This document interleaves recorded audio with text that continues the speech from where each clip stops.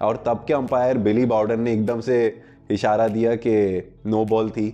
और बड़ा defining moment क्या था कि जब फ्री हिट आई और आफरीदी ने वो छक्का मारा ग्राउंड के बाहर, तो वो बिली बाउडन का बड़ा वो फेमस सिग्नल था कि उन्होंने पहले यूं किया and then he went for six with two hands. तो वो एक तरीके से अंपायर भी हमारे साथ मिलके टॉन्ट कर रहा था बॉलर को कि भाई कैसा दिया, मज़ा आया कि नहीं। तो 15 से 20 हज़ार डॉलर्स के अमाउंट का आपका वीडियो इक्विपमेंट नहीं मिला था। तो ये बॉब वुल्मर उस वक्त जो कोच होते थे, जो बाद में बेचारे ही पास्ट हुए, लेकिन उन्होंने ये बताया कि भाई इतना मेजर इक्विपमेंट मिसिंग है, ये हमें इक्विपमेंट मिलेगा तो हम उस पर रिसर्च करें या आगे करें। तो ये एक बड़ी इंटरेस्टिंग कंट्रोवर्सी थी। All of a sudden you could see कि भाई फवाद आलम कुछ हिट्स मार रहा है, आफरीदी मार रहे, देन रजाक केम और गेम एकदम टर्न हो गया। और मतलब वो एक फैंटेसी लग रही थी। And how he was smacking Albie Morkel, Morne Morkel, Johan Botha, Tsotsobe, और एंड तक जाते जाते ही वाज मतलब लूजिंग पार्टनर्स। लास्ट विकेट थी and that famous 2 sixes in the Albie Morkel's over. तो ये बड़ा डिफाइनिंग मैच था, ये आज तक याद।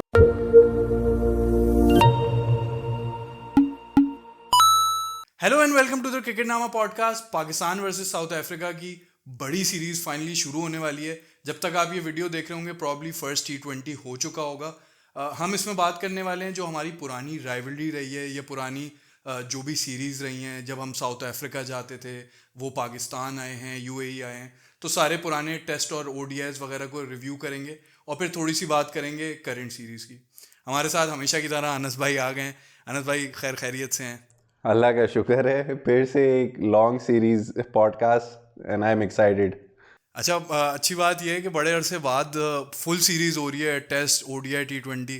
लास्ट टाइम हमने किस टीम से ये खेली है ऐसी? Last time I remember Australia से हुई थी होम पे, जो हमारे लाइक यहाँ पे पाकिस्तान में जो एक T20, 3 ODIs and 3 test matches हुए थे। आई थिंक उसमें तो गैप था ना बीच में।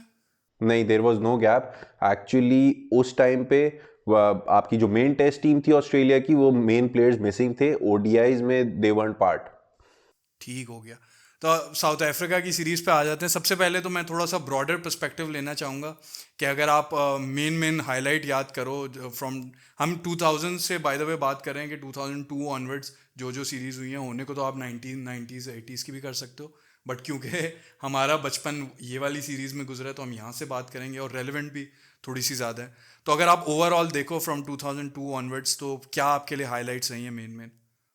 ज़्यादातर मेन हाइलाइट्स जो मैं फोकस करता हूँ तो मेरे दिमाग में hard hitting smashing South African players आ रहे होते हैं, जैसे कि जाक कैलिस हो गए, हर्षल गिब्स हो गए, बोटा डिपनार हो गए।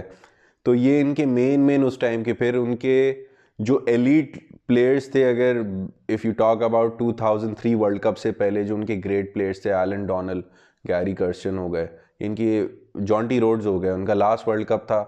तो ये हमेशा एक डिफाइनिंग सिचुएशन हमारे अगेंस्ट टीम की क्रिएट होती थी। Like they used to give everything. Jonty Rhodes का, if I would go back in 90s, वो फेमस इंजमाम वाला रन आउट जो उन्होंने भागते हुए मतलब इंजमाम को चैलेंज किया और तीनों स्टंप्स पॉइंट से सीधा विकेट पे, like and he it was a risk, but वो आज आपका एक बहुत बड़ा एक मोमेंट बन चुका है क्रिकेटिंग हिस्ट्री। ठीक हो गया। और जैसे आपने वो बोयता देपनार वगैरह की बात की, तो एक और मैं नाम लेना चाहूँगा, मकाया एंटीनी। वैसे तो मतलब no doubt he is one of the legends of South Africa, लेकिन specially against Pakistan he was something else all together.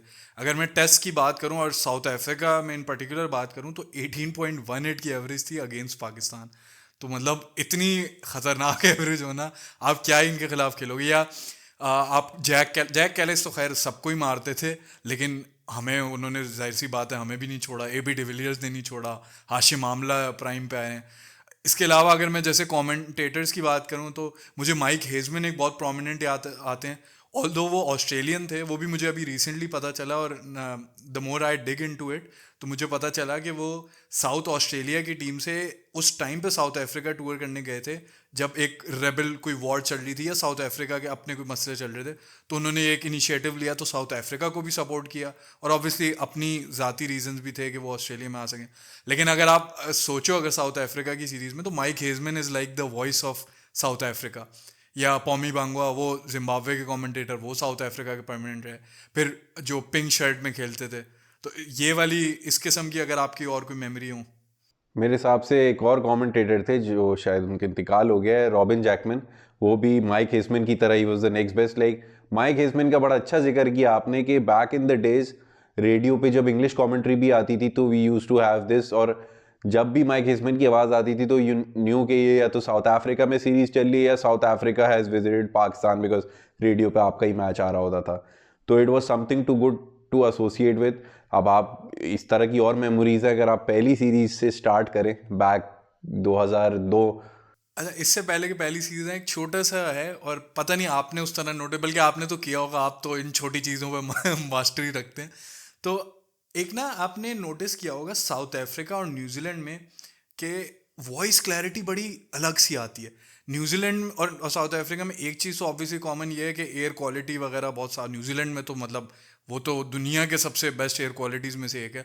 लेकिन साउथ अफ्रीका में भी जैसे वो जो विराट कोहली का इंसिडेंट था ना, वो जो उसने माइक में बोल दिया था यार, डिफरेंट आप देखो तो माइक की एक तो शायद आवाज़ वैसे भी ज़्यादा है, और आपको बैट का एज निकल रहा है, और वो सारी चीज़ों की बहुत क्लियर आवाज़ आती है। नहीं, बहुत अच्छा पॉइंट रेज किया है, क्योंकि अगर कोई फील्डर स्लिप पे भी खड़ा है, ये विराट कोहली वाला इंसिडेंट मतलब इंडियन प्लेयर्स ने रियलाइज़ किया था, और वो बेसिकली जिनका सुपर स्पोर्ट्स इनका जो चैनल था उस पर, बिकॉज उनकी ब्रॉडकास्टिंग थी, और वो जो हॉकाई वाला इंसिडेंट एक हुआ था तो उसमें वो अंपायर्स कॉल दे दी गई थी, तो विराट वॉज सो मतलब ब्लंट के भाई एकदम आके के you want play like this, या you want do this.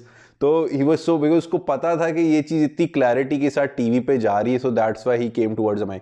But यही क्लैरिटी है जो as a viewer, as a cricketing fan हम चाहते हैं कि ऑल ओवर द वर्ल्ड हो, इन पाकिस्तान, एशियन कंट्रीज। ये मैच का यही मज़ा है कि it's not just the cricket, it's the talking points as well, के भाई आप क्या कहते हैं प्लेयर्स को देख रहे हैं। जैसे ऑस्ट्रेलिया में वो मार्नस लबशेन का एक फेमस था कि वो लास्ट इंडियन सीरीज पे ही वो standing on the silly short leg, और पहले शुभमन गिल से ही आज के who is your favourite batter या who is your best cricketer, तो use like I will tell you after the match. तो फिर उसके बाद फिर वो नाइस गैरी, इट्स अ लोई, ये दो चार मोमेंट्स ऐसे थे जो कि अभी हाईलाइट हो गए, बट अगर आप पाकिस्तान में देखें तो प्रॉपर वॉइस ही नहीं आ रही होती। और विराट कोहली के जो आप बात कर रहे हो, जो उसने स्टम्प्स में बोला था, I think that became the final nail in the coffin, जिसके बाद उनको कैप्टनसी से भी जो है निकल गए थे। आई थिंक रोहित शर्मा बन गए थे। खैर, coming back to Pakistan South Africa, तो शुरू करते हैं 2002 की सीरीज से। 2002 2003 था। अच्छा, इसमें जो मैं रिसर्च कर रहा था, मुझे एक इंटरेस्टिंग चीज़ ये दिखी कि पहले पाकिस्तान गया था जिम्बाब्वे, जो कि ऑब्वियसली नेबर है साउथ अफ्रीका का। वहाँ सीरीज़ खेली, उसके बाद साउथ अफ्रीका में खेली, और फिर वर्ल्ड कप भी वहीं था। तो उस वक्त तो वैसे भी आपको जो जाते थे आप, लंबे लंबे टूर्स, एक एक दो दो प्रैक्टिस मैचेस हो रहे हैं, फिर टेस्ट सीरीज, फिर वनडे से पहले एक प्रैक्टिस मैचेस हो रहे हैं, फिर वनडे, T20 तो खैर बाद में है, बट लंबी सीरीज होनी थी। और उससे पहले आप जिम्बाब्वे, फिर साउथ अफ्रीका, फिर वर्ल्ड कप। ये एक बड़ी यूनिक चीज़ थी। इसके अलावा एक चीज़ ये भी थी कि क्रिटिसिज्म उस टाइम हो रहा था कि भाई आप एक ही किस्म की स्क्वाड क्यों खिलाए जा रहे हो सारे, उसमें आप चेंजेस क्यों नहीं कर रहे। इस किस्म की चीज़ें सामने हैं। उसके अलावा अगर आप क्रिकेट की बात करो या उस सीरीज़ की बात करो, तो what's the highlight for you?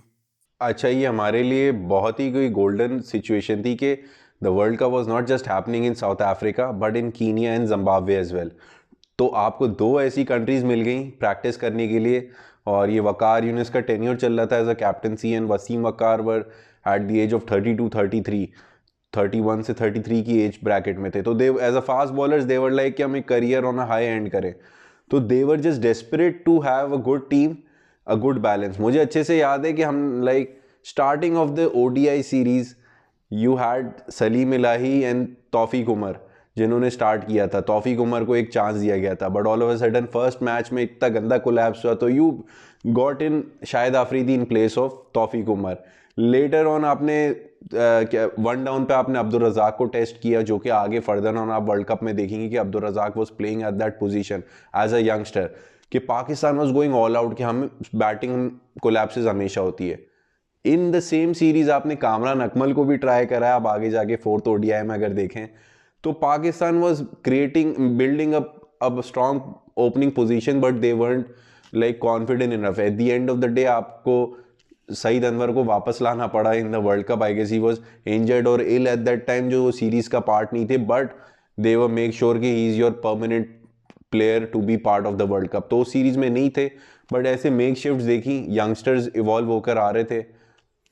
अच्छा, एक चीज़ ये भी है कि अच्छा, ओडीआई सीरीज हम हारे थे 4-1, टेस्ट सीरीज हारे थे हम 2-0। इसमें जो मुझे एक इंटरेस्टिंग बात ये लगी, अगर आपको याद हो तो 2002 के हाईएस्ट रन स्कोरर थे मोहम्मद यूसुफ, जो उस टाइम यूसुफ योहाना थे। लेकिन इस सीरीज में उन्होंने सिर्फ एक 50 स्कोर की। तो वैसे तो मतलब साउथ अफ्रीका में भी उनकी अच्छी इनिंग्स हैं, क्योंकि he is a huge big batter. लेकिन ओवरऑल अगर आप देखो तो साउथ अफ्रीका में ही हैड स्ट्रगल्ड। और इसके अलावा जैसे मैं बात कर रहा था ना जो स्पेशलिस्ट की, तो एक वकार यूनिस की कंट्रोवर्सी बनी थी।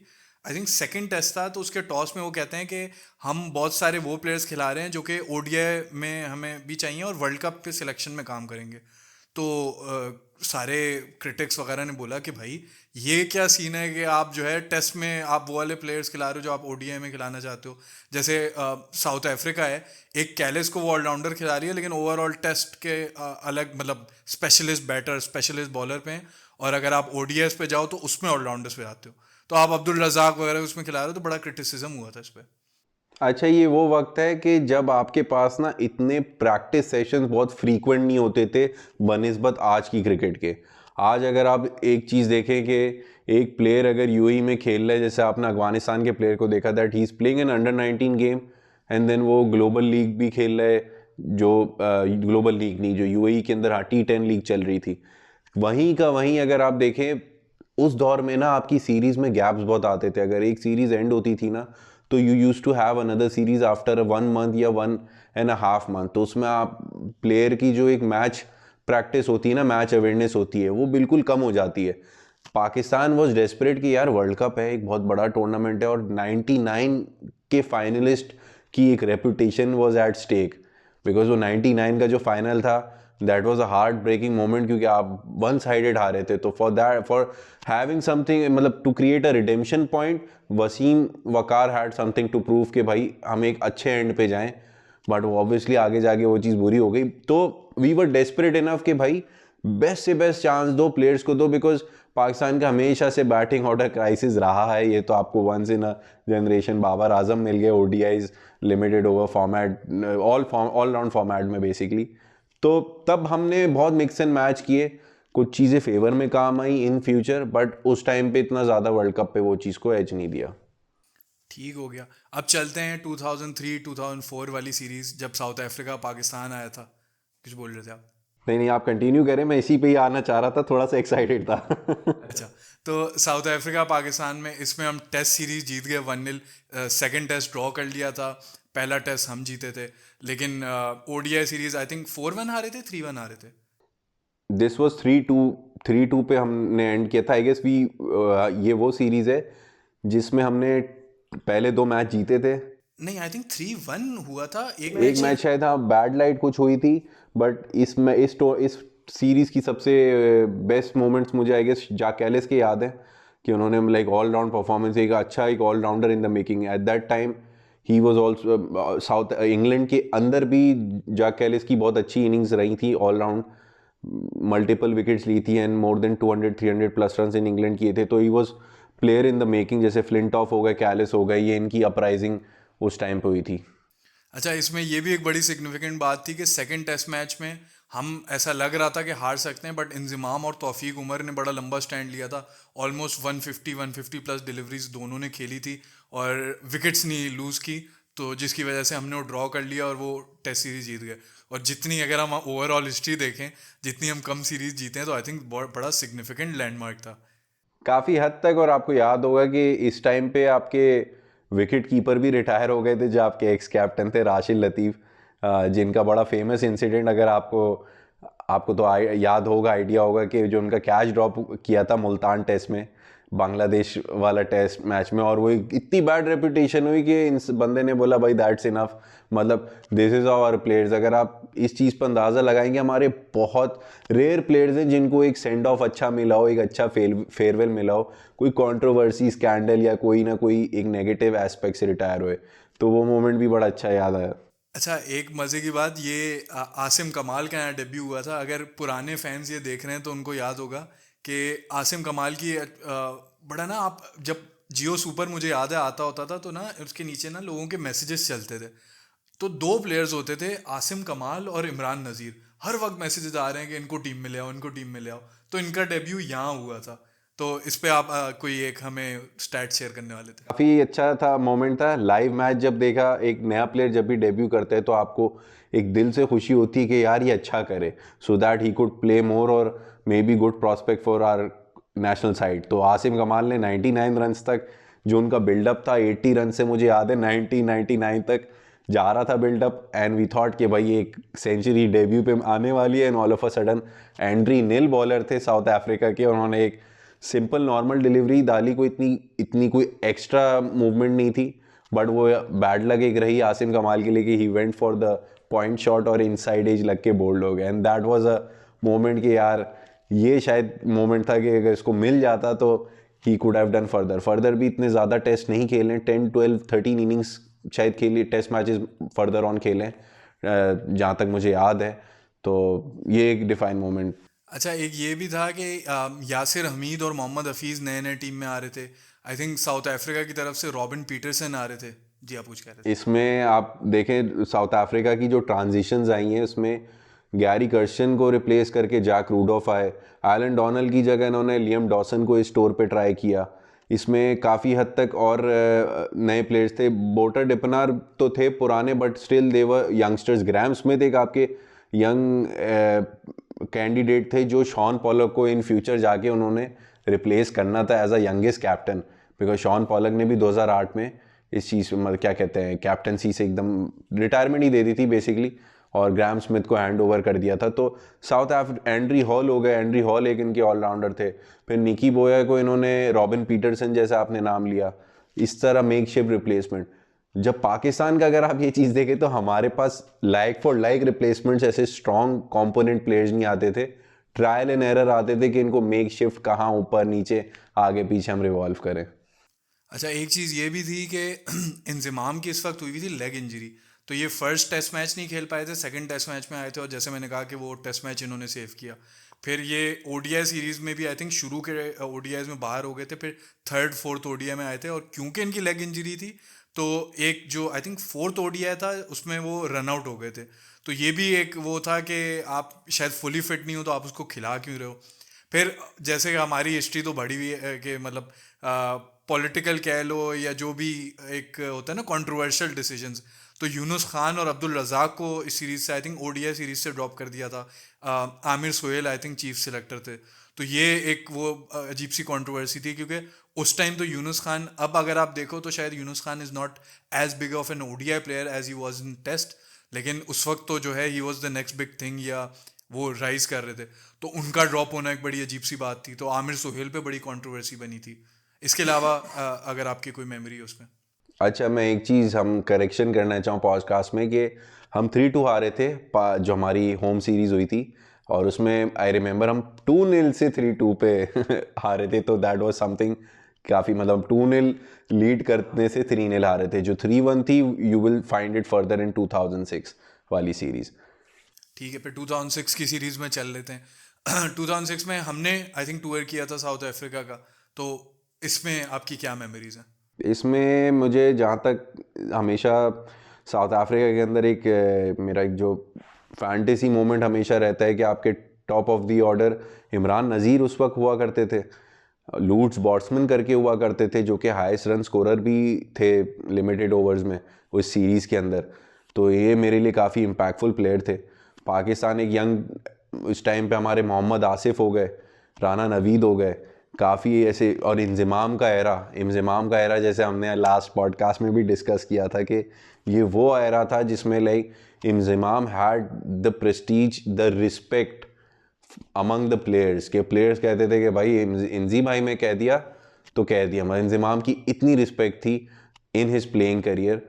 एंडिंग देन अगेन इनकी भी इतनी अच्छी नहीं गई, बट वो टाइम फ्रेम ऐसा था कि जहाँ पे पाकिस्तान वाज, और ये if I am not wrong यही वो टेस्ट सीरीज़ थी जो आफ्टर द 2006-7 में एक शायद साउथ अफ्रीका से टेस्ट सीरीज हुई थी, जो कि I guess this was the final test match of Inzamam में भी। मुझे ये नहीं, उसके बाद ही खेले हैं इंजमाम आई थिंक। 2007 में ही एक लास्ट थी, एंड इतना मुझे अच्छे से याद है कि Inzamam needed 10-12 runs to break Javed Miandad's record and he had 2 innings, और वो 2 इनिंग्स में भी उन्होंने वो चीज़ क्लियर नहीं की थी। I could be wrong here, but मुझे ऐसा याद पड़ रहा है कि 2007 के वर्ल्ड कप के बाद बहुत अरसे तक वो टेस्ट नहीं खेल रहे थे। और जैसे आपने जो बात करो जावेद मियांदाद वाली, वो बहुत अरसे के गैप के बाद उन्होंने आई थिंक एक टेस्ट मैच खेला था। मुझे अच्छे से याद है and I am pretty confident on it कि वो बिल्कुल, आपका पॉइंट बिल्कुल क्लियर है कि गैप लिया था, but he played is final because final test series and I guess it was against South Africa, जिसमें एट होम थी शायद ये वाली सीरीज। दिस वाज, यस, ये इन पाकिस्तान 2007-8 वाली थी। This was the last test series. लेकिन ये ओडीआई वर्ल्ड कप के बाद थी ना? It was after. हाँ, बस ये क्योंकि मुझे ये याद है कि 2007 के वर्ल्ड कप के बाद वो काफ़ी ऑब्वियसली डिप्रेस हुए होंगे, और उनके मतलब he was not in the right frame of mind to come back and play a test. और वो भी उन्होंने आई थिंक फेयरवेल टेस्ट के लिए खेल दिया था, वरना वो शायद वो भी ना खेलते। तो इसके अलावा आपने मोहम्मद आसिफ की जो बात की, ये बड़ा अच्छा आपने पॉइंट किया। हाईएस्ट विकेट टेकर बने थे, आई थिंक वो टेस्ट सीरीज़ के हाईएस्ट विकेट टेकर थे। फिर याक कालिस की अगेन एक बहुत अच्छी टेस्ट सीरीज़ गई थी, I think player of the series भी वही बने थे। उसके अलावा आई थिंक बोता दिपिनार, इसमें भी उनकी आई थिंक बहुत अच्छी सीरीज गई थी। इस वाली में पाकिस्तान का जो सीरीज थी, हमारी होम सीरीज, उसमें बोता डिपिनार ज़्यादा स्ट्रॉन्ग आए थे, but if you look at 2006, Shaun Pollock आपके man of the series with 34 runs and 9 wickets. तो ये काफ़ी था। हमारे टॉप बैटर में मोहम्मद यूसुफ आपके आ गए 245 रन्स के साथ इन लिमिटेड ओवर्स, और यही वो सीरीज़ है जिसमें 3-1 we lost and one game was abandoned due to I guess light या रेन की वजह से। अच्छा, एक और इंटरेस्टिंग बात इसमें ये भी थी कि एक वन ऑफ T20 हुआ था, उसमें हमारे बड़े प्लेयर्स का डेब्यू हुआ था। जुल्करनैन हैदर, जो हम बहुत बाद के टेस्ट और उनसे एसोसिएट करते हैं 2013 वगैरह से, 2010 से इनफैक्ट। लेकिन ये यहाँ पे इनका T20 डेब्यू हुआ था। अब्दुल रहमान का आई थिंक यहाँ पे T20 डेब्यू हुआ था। तो बहुत सारे आपको यहाँ नए फेसेस मिले, जो कि बाद में जाके आपके बड़े परमानेंट पार्ट बन गए। बॉसमैन एक प्लेयर थे, वो इसमें जो एक T20 हुआ था उसमें मैन ऑफ द मैच बने थे। इसके अलावा अगर आपकी कोई मेमोरी हो 2006-07 में? 2006-07 में आई रिमेंबर ये हमारा पहला T20 तो हमने लाइक वन ऑफ इंग्लैंड से खेला था, and this was the second one I guess before the T20 World Cup that we played. इसमें मोहम्मद आसिफ के डिफाइनिंग मोमेंट्स है कि हाउ ही यूज्ड टू, यही वो डिफाइनिंग टूर है मोहम्मद आसिफ का, जहाँ पे one of the greats AB de Villiers कहते हैं कि भाई मैंने आसिफ से बेहतर कोई बॉलर नहीं देखा who could swing both ways with a single hand. Because अगर इतने ग्रेट प्लेयर्स आसिफ का जिक्र करते हो, और आसिफ का सरप्राइजिंगली आप टेन्योर देखें तो क्रिकेटिंग टेन्योर बहुत छोटा है, इतने ज़्यादा ईयर्स आसिफ ने नहीं खेले बनिस्बत आज के जो क्रिकेटर्स या पुराने खेल रहे थे। It was is bad luck, but उस कम टाइम फ्रेम में भी आज भी लोगों के लाइक एक्स क्रिकेटर्स और करंट क्रिकेटर्स के ज़बान पे नाम है कि यार मोहम्मद आसिफ जैसा बॉलर नहीं देखा। He wasn't that lethal, but boy मतलब डिफरेंट लेवल की bowling, like it gives me goosebumps. अच्छा, हमारा ना ये एक पैटर्न रहा है। वैसे तो अगर आप ओवरऑल देखो पाकिस्तान साउथ अफ्रीका की सीरीज, तो हम बॉलिंग में कोई एक्स्ट्रा ऑर्डिनरी नहीं रहे। एक चीज़ रही है, जैसे जब 2013 वगैरह का टाइम था, उसमें सईद अजमल वगैरह का जब राइज था, तो वो डेफिनेटली डोमिनेट कर रहे थे। He was becoming very hard to play. लेकिन अगर आप ओवरऑल देखो तो हमारे बड़े बड़े बॉलर्स ने भी स्ट्रगल किए। दो एक्सेप्शंस इसमें मुझे दिखी हैं, एक मोहम्मद आसिफ और एक मोहम्मद इरफान, जो कि साउथ अफ्रीकन घबरा गए कि पाकिस्तान कब से इतना में मुश्किल बॉलर ले आए।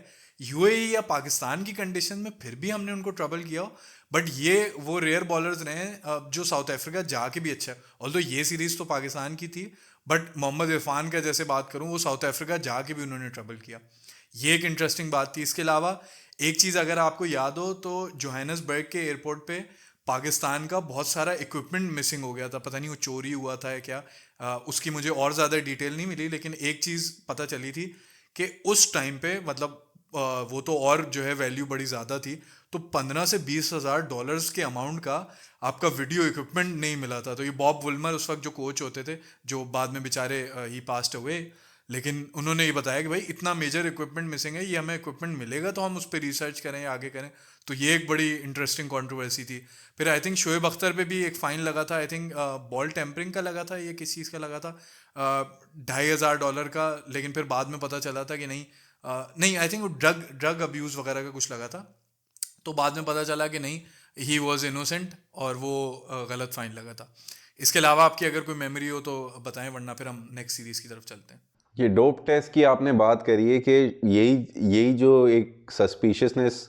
सॉरी, डोप टेस्ट नहीं था ये, इस पे इल्ज़ाम लगाया था बॉब वुलमर में कि he was faking an injury, जो बाद में इन्होंने टेस्ट कराए थे तो पता चला था। ऑल्दो एक दफ़ा ऐसा हो चुका था इससे पहले जो उन्होंने वाकई फेक की थी, यहाँ पे पता चला था कि नहीं it was an actual injury.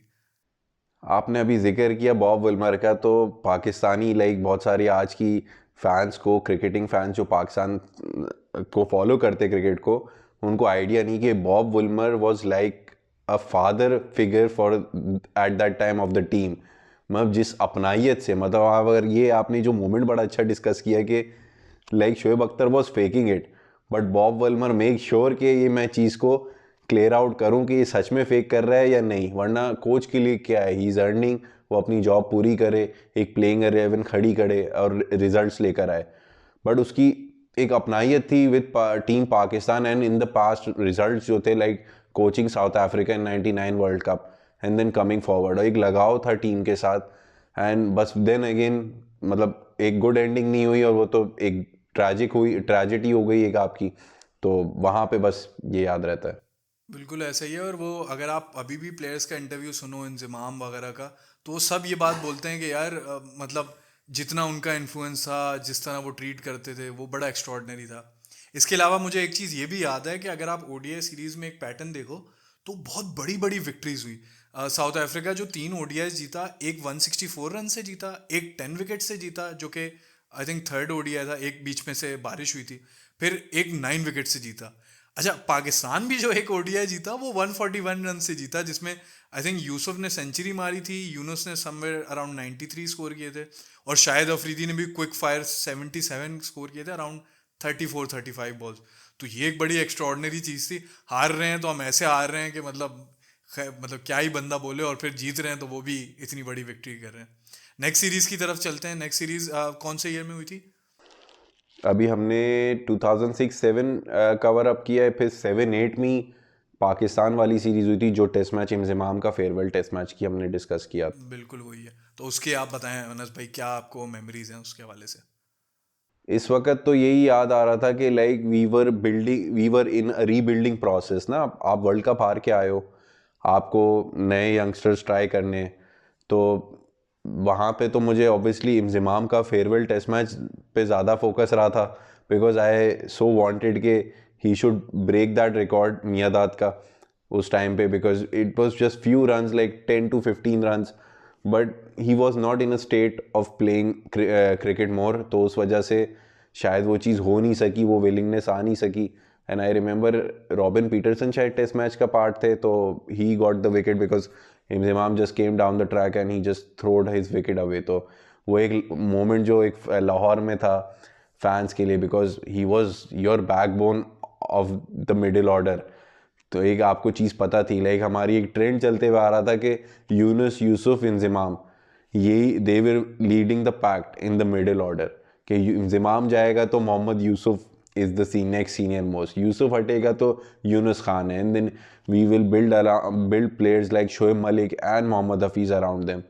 तो इंजमाम का ऐसे जाना, और like he give so much to the cricket, but वो एक मोमेंट था उनका फेयरवेल मोमेंट, बहुत काफ़ी टची था। अच्छा, इसमें ये भी होता ना कि I think 2 match test series थी जो कि 1-0 हम हारे थे, लेकिन इसमें एक्स्ट्रॉर्डनरी बात ये थी कि कामरान अकमल ने इसमें एंड में अच्छा स्टैंड दे दिया था, जो कि हमने सेकंड टेस्ट मैच जीतने से रह गए। और क्या कहते हैं, ओडीआई सीरीज भी बड़ी क्लोज गई थी, ऑल्दो साउथ अफ्रीका जीत गया, बट ये भी 3-2 हुई थी। इसमें अगर आपको याद हो तो सुहेल तनवीर का ओडीआई डेब्यू यहाँ पे हुआ था, तो वो बाद में जाके आपके बड़े मेन प्लेयर बने। 2007 में फाइनल में उन्होंने बड़ी अच्छी परफॉर्मेंस दी, तो उनका राइज हो रहा था। इसके अलावा कोई आपको नए प्लेयर्स या कोई एक्स्ट्रॉर्डनरी चीज़ अगर इसकी याद हो?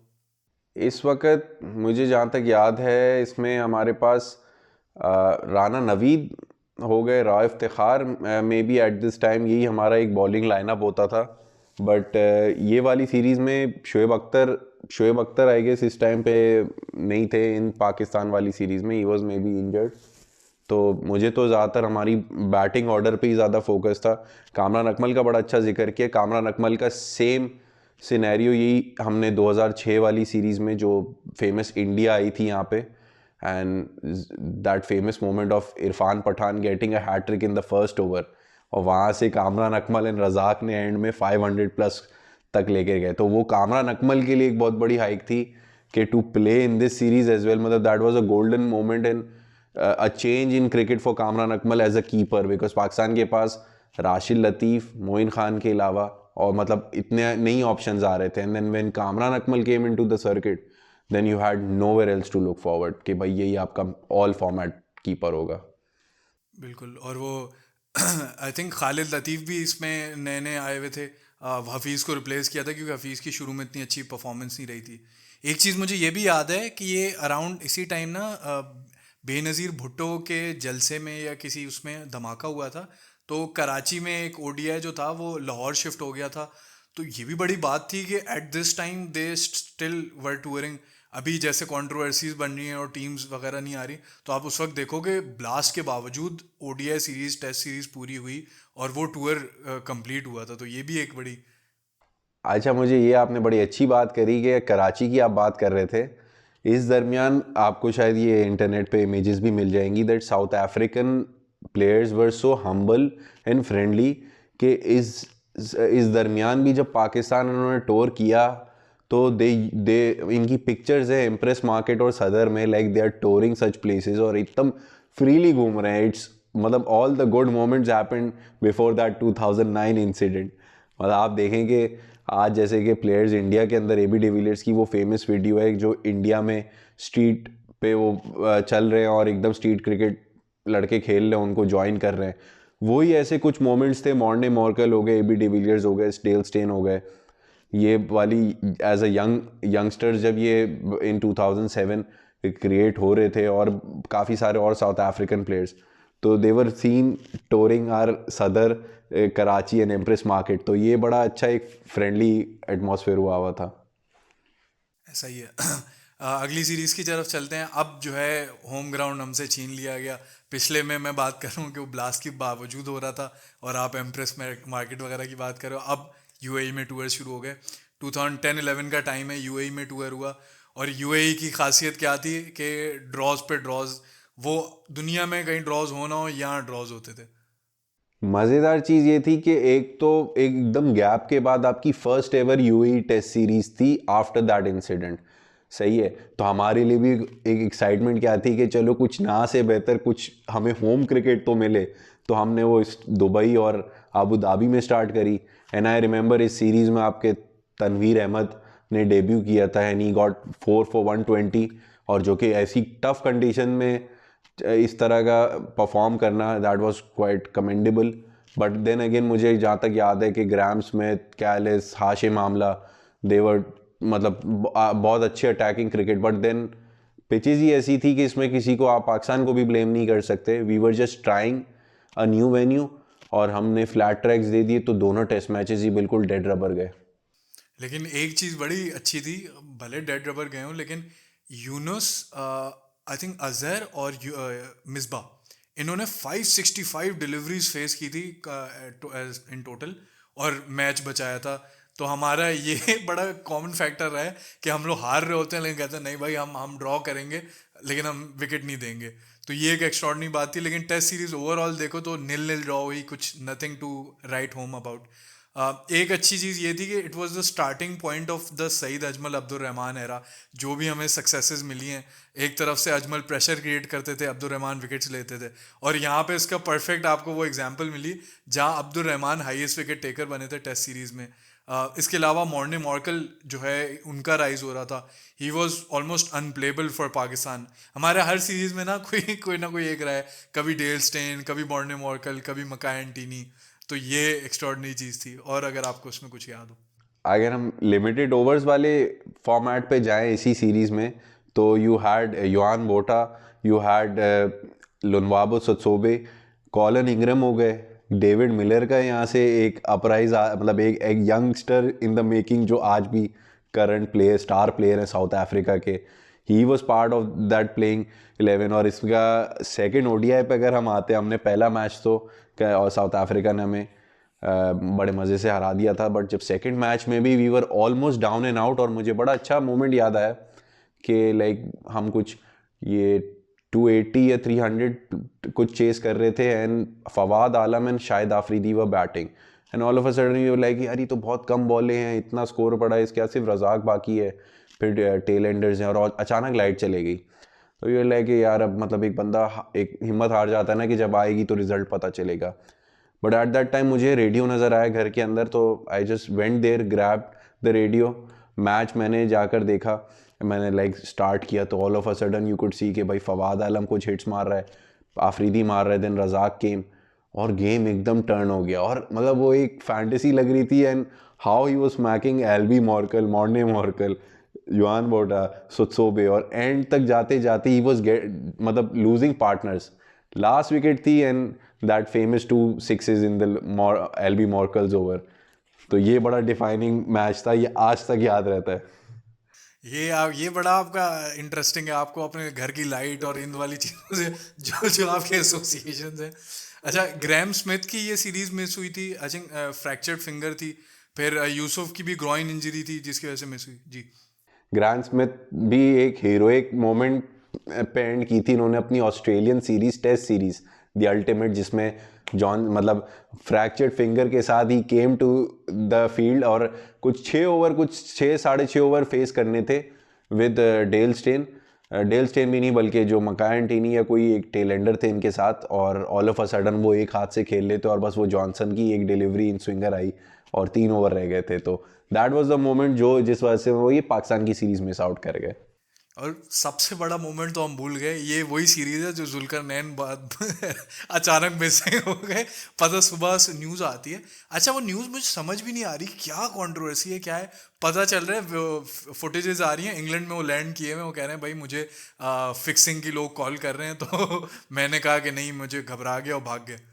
अच्छा, इसमें भी बड़ी मज़ेदार चीज़ ये हुई कि आपने दूसरा मैच ऐसे जीता, तीसरा आप हार गए, तो यू वर लाइक कि भाई फोर्थ मैच में ही आपकी सारी ये जो एक आर्मी बनी हुई थी, वहाब, रियाज, जुल्करनैन हैदर, ये सईद अजमल, गिरते पड़ते इन्होंने मैच जिताया। जुल्करनैन हैदर का वो मोमेंट था कि वो इतने पतले पतले हाथ और ऐसे खुशी का जेस्चर दिखा रहे जैसे मैंने तो पूरा मैच ही जिता लिया, हालांकि कुछ फ्यू रन्स, एंडिंग रन्स उन्होंने किए थे, कोई 100 या 50 भी नहीं मारे थे।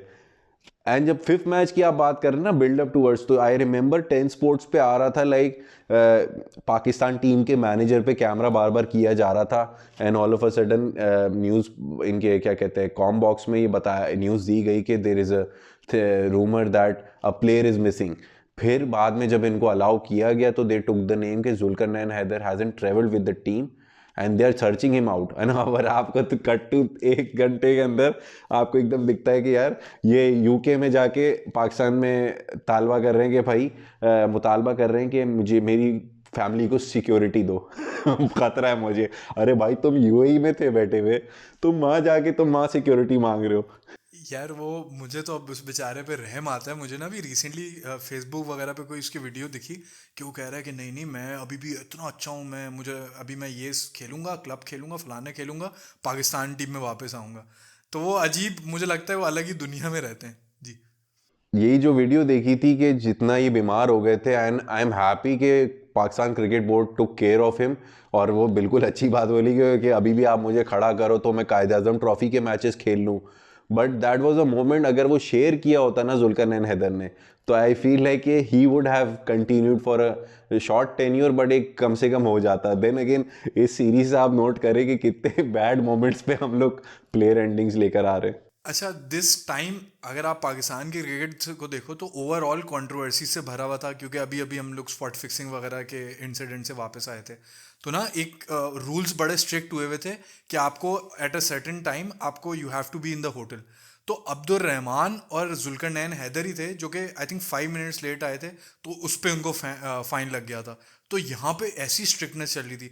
फिर दानिश कनेरिया का यहाँ पे कंट्रोवर्सी आई हुई थी कि एसेक्स में उन पर इल्ज़ाम लगा था कि उन्होंने कोई फिक्स वगैरह किया है, तो वो इस सीरीज से ड्रॉप हो गए थे, जिसकी वजह से अब्दुल रहमान है जी। दानिश कनेरिया का बड़ा अच्छा याद दिलाया कि जो एसिक्स पे जो इन पे इल्ज़ाम लगा था, तो here back in Pakistan at that time ये चीज़ तब फाइनलाइज हुई थी when he was playing for Karachi Zebras. तो ड्यूरिंग द मैच ये चीज़ अनाउंस हुई थी कि दानिश कनेरिया पे क्या कहते हैं, इस मैच फिक्सिंग के इल्ज़ाम लगे हैं, and all of a sudden next match में दानिश कनेरिया नहीं थे। तो I think that was the defying moment कि उनका मेन करियर सेंटर स्टेज पे ख़त्म हुआ था। ऐसा ही है। और खैर इस सीरीज पे काफ़ी लंबी बात हो गई। अब हम आते हैं जो 1-2 साल ऐसे हुए जिसमें हमने साउथ अफ्रीका जो ऐसे हमारे बराबर कोई कज़न हो गए कि जो नहीं रोज़ खेलने आ जाते हैं हमें क्रिकेट, कभी हम उनके यहाँ जा रहे हैं, कभी वो हमारे यहाँ आ रहे हैं। तो ये आई थिंक 3 सीरीज़ हुई थी 2013-14 के एरा में। तो स्टार्ट होती है पाकिस्तान पहले जा रहा है साउथ अफ्रीका।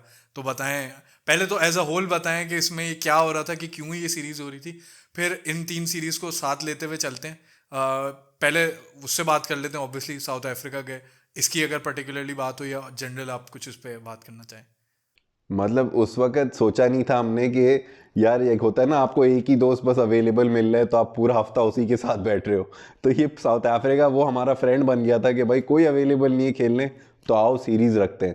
तो ये चीज़ बड़ी देखने मतलब एक बड़ा फ़नी मोमेंट था कि यार एक साल में तीसरी सीरीज़ तो वो फोर्स ऑन की थी with the corridor, but starting on अगर हम टेस्ट सीरीज से स्टार्ट करें तो फिर वही वाली बात है कि 3-0 रिजल्ट, पाकिस्तान थ्रैश्ड हो गया उसमें।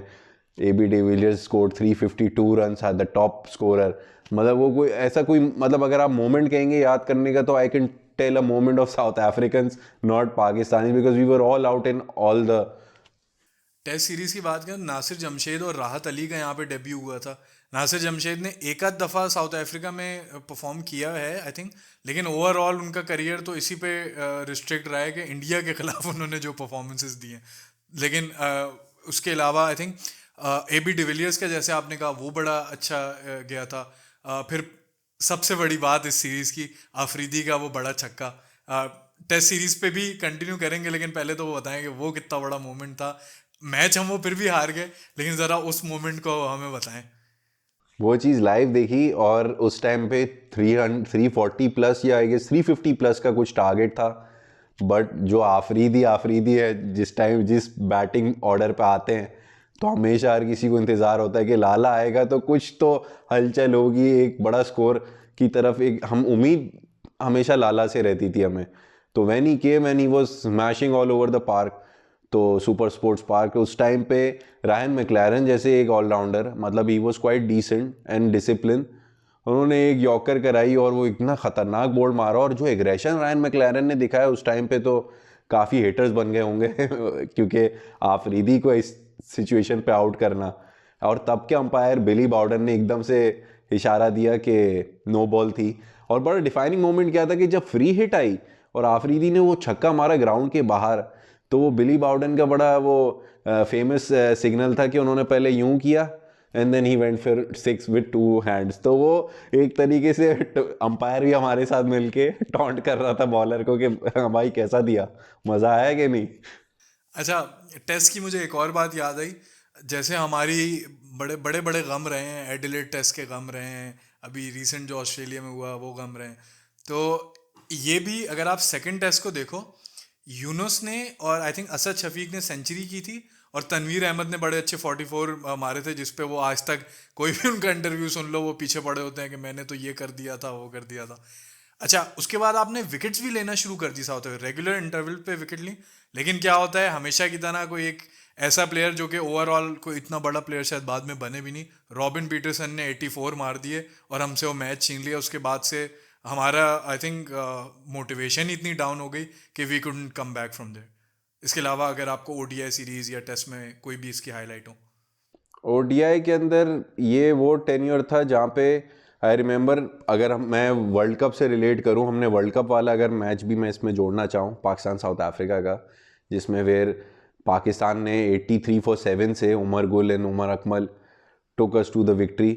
श्रीलंका में जो T20 वर्ल्ड कप हुआ था, तो वो भी एक बड़ा क्रंच मोमेंट था। तो हमने हमेशा मैंने ये बात इसलिए छेड़ी कि हम जो हमारे जो रिडेम्पशन पॉइंट्स हैं ना, हम वर्ल्ड कप्स में निकाल लेते साउथ अफ्रीका से छोटे मोटे, बट जब बायलैटरल की बारी आती है तो साउथ अफ्रीका बोलता है कि भाई हम आसरा नहीं करेंगे, तुम जैसे भी आओ। अच्छा, इसमें एक अगर आपको याद हो, मोहम्मद इरफान और जुनैद खान का 2013 में जो राइज था, वो जो इंडिया वाला टूर, वो यहाँ भी कंटिन्यू हुआ, यहाँ भी रेगुलर विकेट्स लेते रहे। इसके अलावा आई थिंक एक तो ओडीआई इनकी विकेट्स के थ्रू ही जो है हम जीत भी गए थे। तो मतलब आप ओवरऑल भी देखो तो ओडीआई सीरीज हमारी बेहतर गई थी, क्योंकि 3-2 हम हारे थे, और जिस तरह से हम टेस्ट वगैरह में हम थ्रैश हुए थे, उस लिहाज से बड़ा बेहतर था। हफीज़ इस टाइम पे T20 कैप्टन बन गए थे। वो जो है बड़े क्रिटिसिज्म वगैरह कर रहे थे कि भाई विकेट्स चेंज करो, हमें उसके सम की प्लेयर्स दो। तो ये एक सॉर्ट ऑफ एवोल्यूशन आ रहा था। मिसबा की, आई थिंक मिसबा का ये दौर बड़ा अच्छा था, मिसबा और हफीज़ का। अगर आप ओवरऑल देखो 2013 में मिसबा आई थिंक हाईएस्ट रन स्कोरर थे, और सेकंड हाईएस्ट स्कोरर उस साल हफीज़ थे। तो ये इनका बड़ा बहुत अच्छा एरा था। और वो इंटरेस्टिंग बात, मिसबा सेंचुरी नहीं कर पा रहे थे, लेकिन एक आई थिंक 80 की एक इनिंग्स खेली थी, और एक आई थिंक 50-60 यहाँ मारे थे। तो मिसबा की बड़ी अच्छी सीरीज गई थी। हफीज़ ने खुद एक दो जगह परफॉर्म किया, लेकिन it couldn't and up in any victories. तो ये एक कुछ चीज़ें थी। इसके अलावा अगर आपको कुछ याद हो। ये वो दौर है जहाँ पे हम यूएई के अंदर अपने आप को एडजस्ट कर रहे थे, एसोसिएट कर रहे थे as our home in our home conditions. तो this was the highlight time after 2010 कि पाकिस्तान वाज बिलीविंग कि भाई ये अब ये कंडीशंस में अडेप्ट करना है, and who so ever team comes यहाँ पे मतलब हमने उनको बिल्कुल हाँ मतलब टफ टाइम देना है, गेट बेटर रिजल्ट्स। तो जहाँ तक आपने बड़ी अच्छी बात की कि पाकिस्तान को एक ड्रॉट आया फास्ट बॉलर्स का, तो आपको मोहम्मद इरफान, जुनैद खान की सूरत में, वहाब रियाज की सूरत में मिले, जो आपके सीनियर मोस्ट बॉलर्स बने इस टाइम फ्रेम में। तो I could remember good spells, और आगे आने वाले टूर में भी I have points to discuss, but obviously ये वाले एक्साइटमेंट तो ऐसी है ना कि सीधा ही बंदा 2020 तक वाले पे पहुंच जाए। हाँ, जल्दी तो उसी की है कि वहाँ पे कुछ अच्छा टूर है, लेकिन नहीं, एक आध और टूर है अच्छा बीच में। पहले तो अब आते हैं हम यूएई साउथ अफ्रीका। अब फाइनली हमने जो है टेस्ट जीता यूएई में। एक रिजल्ट आया, 1-1 सीरीज टेस्ट की ड्रॉ होती है, लेकिन ओडीआई सीरीज में तो वो फिर हमें थ्रैश कर देते हैं 4-1। ये फिर अगेन एक सीरीज थी जहाँ रायन मैक्लेरन को हम नहीं खेल पा रहे थे। लास्ट सीरीज में भी हमें ट्रबल हुआ था, और आई थिंक रोरी क्लैनविट एक बॉलर थे, वो नए नए आए हुए थे। उसके बाद उन्होंने कुछ नहीं किया। जैसे आगे स्पॉइलर है, लेकिन डुएन ओलिवियर जो हमारी सीरीज में किया, गायब हो गए। रोरी क्लैनविट इतना कुछ नहीं किया, उसके इर्द गिर्द हमें ट्रबल किया, गायब हो गए। तो ये रायन मैक्लेरन और इनका भी एक वो था। तो ये एक था। अजमल आई थिंक हाईएस्ट विकेट टेकर बने थे। एबी डिविलियर्स का अगेन एक और प्लेयर ऑफ द सीरीज। मतलब ये जो टाइम था, मुझे याद है, आप जब कंपेयर करते हो कोहली वगैरह को, और मुझे याद है कुछ अर्सा पहले ही मैं देख रहा था कि यार कोहली कितने ग्रेट रहे हैं। तो आपको जहाँ कोहली की एक्स्ट्रॉर्डनरी परफॉर्मेंस नजर आती है, फिर देखते हो नहीं भाई, एबी डिविलियर्स भी ओडीआई में जितना एक्स्ट्रॉर्डनरी रहे हैं, बस वो क्योंकि कप वगैरह नहीं जीते तो वो नहीं है। लेकिन कितनी अच्छी सीरीज उनकी दोबारा गई। कैलिस की बहुत अच्छी सीरीज है। कैलिस ने यहाँ पे थोड़ा सा खेला था, पूरा आई थिंक सीरीज नहीं खेली थी। स्मिथ हाईएस्ट रन स्कोरर बने थे। और आपकी अगर इसमें कोई मेमोरीज हो। इस वाले टूर में आई रिमेंबर के एबी डिविलियर्स और फाफ डुप्लेसी का एक on the verge rise as a senior player था to take over from Jacques Kallis भी, बिकॉज एक जाक कैलिस का भी वो टेन्योर आ रहा था where he was on a verge of retiring and to focus more on IPL या फ्रेंचाइज क्रिकेट। तो ये बड़ा अच्छा आपने पॉइंट जिक्र किया कि एबी डिविलियर्स को बड़ा अंडर रेट किया जाता है इन बायलैटरल सीरीज, कहीं ना कहीं बिकॉज ऑफ द कप्स में भी, बट काफ़ी अच्छे एक्सपोनेंशियल स्कोर्स करे हैं और काफ़ी ऑल ओवर रन्स गेटर रहे हैं। और वही वाली बात है कि विराट का चार्म एक अलग है इन the making. He started his career with a trophy, वो चीज़ शायद एबी डिविलियर्स को अंडर 19 से वो चीज़ नहीं मिली, तो वो सेंटर स्टेज पे हाईलाइट नहीं हो रही होती। हाँ, और एक चीज़ ये भी थी इस टूर में कि South Africa was experimenting with 3 different captains. Graeme Smith test के थे, ओडीआई के एबी डिविलियर्स के थे, और फाफ डुप्लेसी T20 के थे, क्योंकि एबी डिविलियर्स वाजंट श्योर के उनका किस तरह से फ्यूचर रहना है। ये एक इंटरेस्टिंग बात थी। फिर आई थिंक जुल्फ़िकार बाबर का यहाँ पे डेब्यू हुआ था, और अजमल और जुल्फ़िकार बाबर की कॉम्बिनेशन बन रही थी। जैसे हमने अजमल और अब्दुल रहमान की देखी है, तो इनकी भी कुछ अरसे कॉम्बिनेशन चली है। और वही वाली चीज़ होती थी, अजमल प्रेशर क्रिएट करते थे, जुल्फ़िकार बाबर विकेट लेते थे। ऑल्दो जुल्फ़िकार बाबर थोड़े से डिफरेंट थे, क्योंकि उनकी स्पिन आई थिंक थोड़ी सी ज़्यादा होती थी। ये एक इंटरेस्टिंग चीज़ थी। और इस वक्त कैप्टन आई थिंक मिसबा ही थे मिसबाई कैप्टनसी लेके चल रहे थे। इसके, आई थिंक इसके बाद नहीं, सरफराज तो काफी बाद बने थे। T20 के अंदर अगर आप कहेंगे तो मोहम्मद हफीज़ को कैप्टनसी दे दी गई थी, क्योंकि Misbah was all format captain till 2012। वो इंग्लैंड की फेमस यूएई वाली सीरीज़ जिसमें उवैस जिया वगैरह थे, तो वो जो हम हारे थे, जिसमें असद शफीक, मिसबा उल हक, सारी ओडीआई टीम खेलती थी, तो Misbah till that time was an all format captain. But later on in 2013 Hafeez का एक एरा स्टार्ट हुआ as a T20 captain. Moving forward Misbah was consistent test and one day. फिर 15 के वर्ल्ड कप में he retire, he gave his captaincy and retirement in for from ODI. और शान मसूद का भी इस सीरीज में डेब्यू हुआ था। उसके बाद जाके, अच्छा ये टाइम पे काफ़ी उनकी अच्छी सीरीज में जो देख रहा था, आप याद नहीं रहते नंबर्स क्योंकि अब तो हमें बेचारे की इतनी बुरी फॉर्म रही है, ऑल्दो थोड़ा सा कम बैक हुआ है, बट वो उनकी भी अच्छी सीरीज गई थी रिलेटिवली। और भी एक दो यंगस्टर्स आई थिंक पाकिस्तान के आ रहे थे ओडीआई में। एक आई थिंक नहीं, टेस्ट में खुर्रम मंजूर ने एक बड़ी अच्छी इनिंग खेली थी, 146 रन मारे थे। उसकी अगर हाईलाइट हो या और कोई क्रिकेटिंग मोमेंट अगर आपको सीरीज के याद हो। उस टाइम पे मैं जहाँ तक स्टार्ट्स देख रहा हूँ, Ahmed Shehzad was also the joint top scorer with AB de Villiers series के अंदर 2013 वाली। तो अहमद शहजाद और खुर्रम मंजूर का अच्छा डुओ पेयर एक क्रिएट हुआ था, जो आगे जाके श्रीलंका वाला फेमस टेस्ट मैच भी हम जीते थे, जो अंडर लाइट शारजा में हुआ था। तो एक पाकिस्तान की अज़हर अली की काफ़ी अच्छी, क्या अज़हर अली, असद शफीक आपके मेन कंपोनेंट्स बन गए थे बैटिंग ऑर्डर के अंदर। और वो भी था, ये फाफ डुप्लेसी की कंट्रोवर्सी इस सीरीज में हुई थी, जिसमें वो जो जिपर पे बॉल उन्होंने रखी थी, बॉल टेम्परिंग की थी, उसमें वो पकड़े गए थे। इसके बाद ये भी अजीब सी चीज़ हुई थी कि आईसीसी ने कहा था कि अब जिपर्स बैन कर दो, कि मतलब जिप वाले पजामाज नहीं पहनो। वो एक इंटरेस्टिंग चीज़ चल रही थी। आई थिंक फाफ डुप्लेसी ने भी ये 2 बार I think he has been caught, और कोई बहुत बड़ा फाइन नहीं लगा। तो एक बड़ी अजीब सी बात थी कि एक तरफ जहाँ ऑस्ट्रेलिया का सैंड पेपर गेट हुआ था, वो तो उनकी तो दुनिया इधर से उधर हो गई थी, और यहाँ पे उनका छोटा मोटा फाइन हुआ and he continued captaining.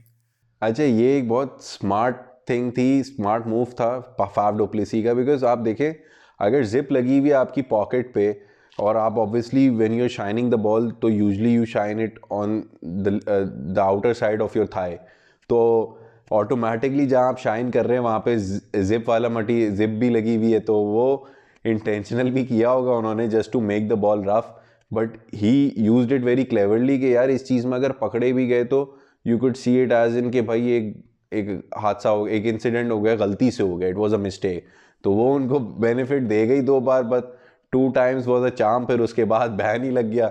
Sand paper वाला, अगर आप कैमरन बैनक्रॉफ्ट की जो बात कर रहे हैं, तो दैट वाज समथिंग, वो तो उनसे ऐसी, वो इतने नर्वस हो गए थे कि वो तो चीज़ ही सामने आ गई थी। हाँ, वो ऑस्ट्रेलिया का ये था ना कि इतनी बड़ी रेपुटेशन उनका, मतलब समझ लो कि ईगो पे उनके आ गई थी कि यार ये कैसे कर दिया कि वो ना, उनका ना नाम खराब हो जाए, तो वो इसमें थोड़ा सा ज़्यादा चलेगा। अब आते हैं ये फाइनली 2013-14 वाले में, जो उसके बाद थोड़ा लंबा हमें ब्रेक भी मिला, जो हम साउथ अफ्रीका गए। साउथ अफ्रीका जो हम गए थे, नहीं आप एक मिस कर रहे हैं, इसमें हम थर्ड सीरीज मिस कर रहे हैं। जो हमने इस साल में 3 सीरीज खेली थी, तो we had a short tour. नहीं नहीं, उसी की बात कर रहा हूँ हाँ कि हाँ, ये इस 3 जो सीरीज हुई है उसका ये फाइनल स्टेज है। फाइनल, जी जी, मुझे लगा आप 18 वाले में एकदम सीधा पहुंच गए। नहीं नहीं, मैं ये बोल रहा हूँ कि 13 वाले जो ये तीन समझ लो आप, टूर्नामेंट सा चल रहा था, उसका ये फाइनल स्टेज था। लेकिन क्या एंडिंग थी 13-14 में कि फाइनली हम ओडीआई सीरीज जीत गए। I think first Asian team थे जो कि ओडीआई सीरीज जीती थी। एग्जैक्टली मतलब एशियन, कोई भी अब तक एशियन साइड ने नहीं जीता था, और हमारे लिए तो एक बड़ा, एक अच्छा मोमेंट ये रहा कि 2 stars in the making at that time, Anwar Ali और Bilawal Bhatti were the star performers. Anwar Ali ने 3 विकेटें ली थी अपने मैच में, और बिलावल भट्टी ने 2, बट वो जो एक एक्सप्रेस पेस बॉलर हमें ऑल ऑफ अ सडन, और एक छोटी हाइट का फास्ट बॉलर मिलना, तो उस टाइम पे एक बहुत बड़ी हाइप थी। Because then again Amir Asif को खोने के बाद जो हमें एक अच्छा फास्ट बॉलर मिल रहा था, तो हम तो उसको चने के झाड़ पे ही चढ़ाना चाह रहे थे कि भाई आओ, टेक द थ्रोन। अच्छा ये ना, इससे मुझे एक थोड़ा सा ब्रॉडर पॉइंट है, and it's related to this Pakistan South Africa rivalry, कि आपके यहाँ एक सॉर्ट ऑफ बायस रहा है कि जो भी फिजिकली या जो होता है ना कि एक टिपिकल पाकिस्तान बॉलर की शेप है, जिसमें Shoaib Akhtar, Waqar Younis, well built, tall, pace, ये सारे एस्पेक्ट कवर हों, या सईद अनवर वाले glorious cover drive, good stance, looking मतलब ब्यूटीफुली जो वो खेलने वाले प्लेयर्स, ये प्रेफर किए जाते हैं, तो फिर बाबर आजम उसकी लाइन के। अब बिलावल भट्टी का नो डाउट कोई, मैं नहीं कह रहा कि वो वसीम अकरम या उसके हैं, बट जो उनका आप जो छोटा सा पीरियड देखो, कुछ मैचेस उनके बहुत अच्छे गए हैं, ना सिर्फ बॉलिंग से, उन्होंने बैटिंग में भी, जैसे आपने मेंशन किया वो जो 34 की है, इसके अलावा अगर आप गौर करो तो ये 4th हाईएस्ट रन स्कोरर थे इस ओडीआई सीरीज में। तो इन्होंने विद द बैट भी हेल्प किया, और जो आप एक्सपेक्ट नहीं करते ना एक छोटा सा बॉलर इतनी तेज कर दे। इसी तरह फवाद आलम का भी नाम मेरे जहन में आता है, जो कि आगे के जो 2020 वाले टूर में सामने भी आएंगे। वही उनका क्या मसला था कि वो इतना इजी ऑन दी आए नहीं है, या कोई बड़े छक्के नहीं मार रहे, तो वो he couldn't make a name for himself, but he proved के despite all his physical deficiencies, या जो भी not being as good as the others, उन्होंने डोमिनेट किया। इसी तरह बिलावल भट्टी ने किया। बिलावल भट्टी की सबसे खासियत ये थी, जो शॉकिंग चीज़ थी, कि उनके रनअप में देर वॉज नो जंप। तो कहीं ना कहीं अगर आप देखें तो मतलब इतना पेस मारना और with no jump like Shoaib Akhtar, तो दैट वाज क्वाइट सरप्राइजिंग। और इसी टूर में वो एक मैच है जो जहाँ पे आप 12-15 रन चाहिए थे लास्ट 2 ओवर्स में, and you had first Saeed Ajmal bowling the penultimate over, जहाँ पे उन्होंने बहुत अच्छे से आशिम आमला को एग्जीक्यूट किया, आउट किया। Then Junaid Khan saving those 9 runs David Miller को, लाइक वो क्या ही मोमेंट था। अब शर्त यह है कि डेविड मिलर को लास्ट ओवर हॉन्टिंग आज तक वर्ल्ड कप तक चलते हुए आई है 2024 तक, तब हमने स्टार्ट की थी। तो दैट वाज द मोमेंट कि यार सीरीज जीतना, एंड मिसबा वाज लाइक यार finally there is something to take back home. और ये भी इंटरेस्टिंग बात है, हम अहमद शहजाद को जितना बुरा भला कहें, और मेरे हिसाब से सही कहते हैं जो बातें कर रहा होता है, लेकिन उसकी सेकंड ओडीआई में जो सेंचुरी थी वो बड़ी क्रूशल थी। अच्छा, इसमें जो बुरा रिकॉर्ड जो कि हम भूलना चाहेंगे, लेकिन क्योंकि being a Dale Steyn fan, मैं आज भी जो देखता हूँ, वो एक रेयर बंदा है जो कि विलन टाइप का है, लेकिन एवरीवन लव्स हिम। मतलब इफ़ यू लाइक क्रिकेट और if you watch test cricket in particular उस एरा की, तो आप कहोगे यार Dale Steyn what a bowler. उन्होंने आई थिंक रिकॉर्ड तोड़ दिया था, यहाँ पे 15 डिसमिसल्स कर दिए थे, बाद में और भी किए, बट पहले रिकॉर्ड था जहीर खान ने आई थिंक ग्रैम स्मिथ को 12 या 11 बार डिसमिस किया था। तो ये जो बनी बन गए थे, तो यहाँ जो है रिकॉर्ड सेट हो गया था। तो this is something we would want to forget as a Pakistani fan, but as someone who loves good bowling और गुड क्रिकेट, डेल स्टेन का वो क्या मोमेंट था, वो जो उन्होंने क्या इशारा किया था जो हंसते हुए, उन्होंने बेसिकली अपनी 5 फिंगर से ऐसे करके लाइक पहले यूं इशारा किया था टुवर्ड्स हफीज के, भाई 5 टाइम्स, और फिर इस तरह हाथ रख के like he was just laughing it out कि भाई 5 बार तो मैं आउट कर लिया मैंने, like how many more to come. And it was unplayable, मतलब ऐसा भी नहीं कि कोई फ्लूक था या हफीज वाज स्लॉगिंग, तो इट वाज समथिंग के proper define line in length, proper swing, proper edges लगे, प्रॉपर एलबीडब्ल्यूज हो या बोल्ड हुए। तो हफीज के नॉट से कि यार कहीं पे मेरी बैड लक थी, it was total classical bowling. बिल्कुल ऐसा ही है। और फिर चलते हैं, अब लंबा गैप आया, मैंने कहा भाई बहुत खेल लिया साउथ अफ्रीका को, अब 2018-19 का टाइम आता है, पाकिस्तान टूर कर रहा था साउथ अफ्रीका का। इस टाइम पे नहीं, हम लोग गए थे, this was the tour where Shaheen Shah Afridi debuted. हाँ, हम लोग टूर कर रहे थे ना जी, साउथ अफ्रीका साउथ ये, अफ्रीका। बिल्कुल यही मैंने बोला। अगेन ओडीआई सीरीज अगर आप पैटर्न देखो, 3-2 कंटिन्यू हुआ, यहाँ भी एक 3-2 हो गया, लेकिन इसमें अलग बात ये थी, हम टेस्ट भी हारे, ओडीआई भी हारे, T20 भी हारे। तो ये फॉरगेटेबल टूर था अगेन।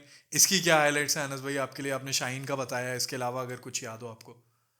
ये वो टाइम फ्रेम था जहाँ पे यू आपके पास अभी तक शायद मोहम्मद आमिर ने कमबैक कर लिया था इन योर ओडीआई साइड, और यू वर लुकिंग फॉरवर्ड के। ये बिल्कुल सही आपने याद दिलाया, ये one of the rare series है। अब वापस हमने T20 वर्ल्ड कप में देखा था, लेकिन आमिर और शाहीन का साथ हमने कॉम्बिनेशन देखा। सरफराज अहमद टेस्ट कैप्टन बन गए थे, इमाम उल हक आए हुए थे, I think Inzamam he chief selector थे, तो बड़ी कंट्रोवर्सी बन रही थी, but he proved everyone wrong with his bat, मतलब उनकी अच्छी इनिंग्स गई थी। ये मुझे कुछ चीज़ें याद हैं इसमें।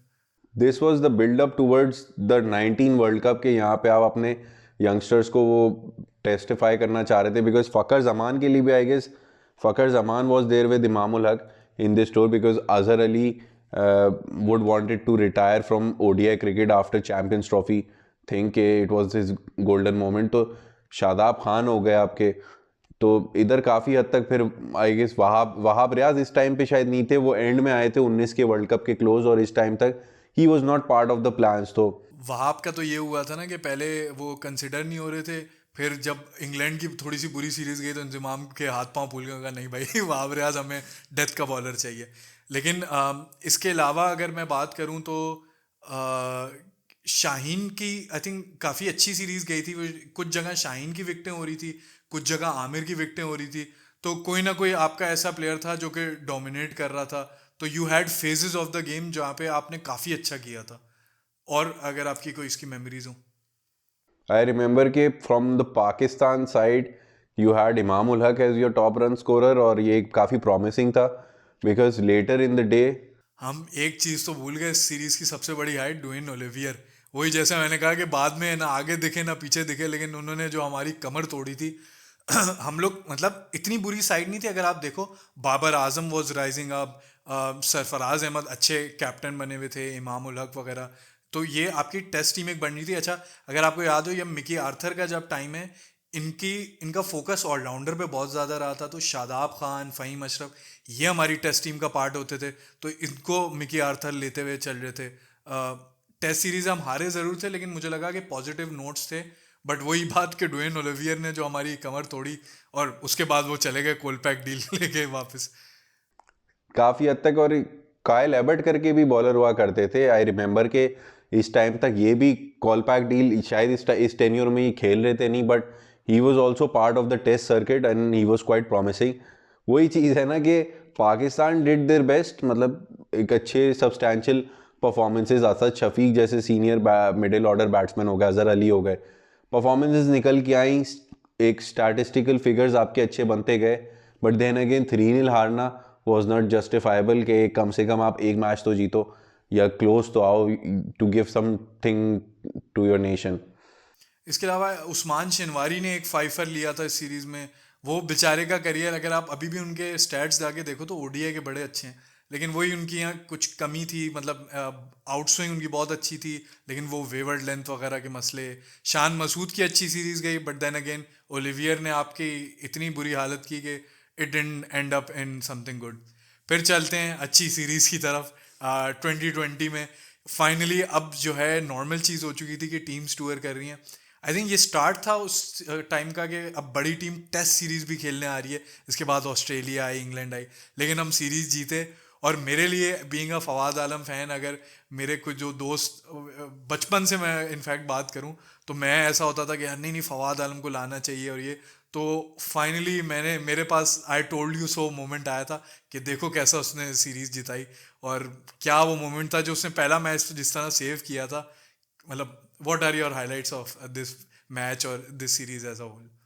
सबसे पहली चीज़, इतने अरसे बाद होम सीरीज टेस्ट सीरीज होना, ओडीआई टी20 तो हो रही थी, तो टेस्ट सीरीज होने के लिए आपके सबसे पहले तो मोहम्मद वसीम जो हमारे लैपटॉप चीफ सेलेक्टर थे, जो बुल फ्लेक्स करके आते थे विच वॉज क्वाइट गुड कि एक अच्छी प्रेजेंटेबल वे में आके वो टीम अनाउंस कर रहे। तो प्लस पॉइंट मेरे लिए था 20 लड़के अनाउंस हुए, कायद आजम ट्रॉफी के अच्छे खासे, इमरान बट आपके स्लिप के अच्छे फील्डर, साजिद खान एंड नुमान अली जो आज के बच्चे जो अभी इस सीरीज से जानने लगे, देवर पार्ट ऑफ दैट अनाउंसमेंट उस स्क्वाड की।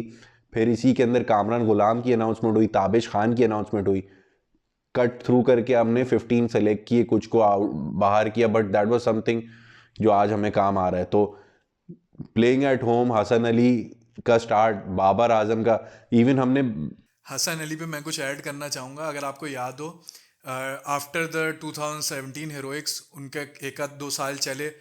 2019 इनफैक्ट 19 में भी डिसेंट गया था, बट उसके बाद से थोड़ा सा डिक्लाइन शुरू हो गया था और वो बिल्कुल बाहर हो गए थे। ये वो सीरीज थी जब उन्होंने कमबैक किया था। अगर आपको याद हो उनका कायद आजम ट्रॉफी में उनकी आई थिंक फाइनल में इट वाज अ ड्रॉ, तो उनकी टीम जो है उसकी वजह से अच्छा खेली थी और वो उसकी बेसिस पे टेस्ट टीम में आए थे। मतलब अगर you think about Hasan Ali, you would mostly think about his performances in ODIs और टी20s, लेकिन इन्होंने जितनी अच्छी कायद आजम ट्रॉफी खेली तो इनका कमबैक हुआ और इन्होंने प्रूव किया कि किस तरह इन्होंने अच्छा किया। और हसन अली की मैं एक पॉडकास्ट सुन रहा था, तो वो कहते हैं कि कितना उनका मुश्किल पीरियड था, पीसीबी ने भी सपोर्ट नहीं किया उसमें। आई एम रिमेंबर कि शोएब मलिक की उन्होंने बड़ी तारीफ की थी कि उनको हील करने में, अपना रिकवरी में हेल्प किया, फिर उन्होंने कम बैक किया। जी अब कुछ कह रहे थे। ये बड़ा अच्छा आपने एक फ्लैशबैक रील दी कि Hasan Ali is one of those players जो इंजरी और अपनी परफॉर्मेंस डाउन होने की बाद कायद-ए-आज़म ट्रॉफी गए। मतलब आज के दौर में देखें तो बहुत रेयर दिखता है कि एक फास्ट बॉलर और एक अच्छा एक्सपोनेंशियल प्लेयर जो मतलब एकदम परफॉर्मेंस डाउन हो, रेगुलर सीजन्स खेल रहा है, कहीं ना कहीं मिस आउट करता है।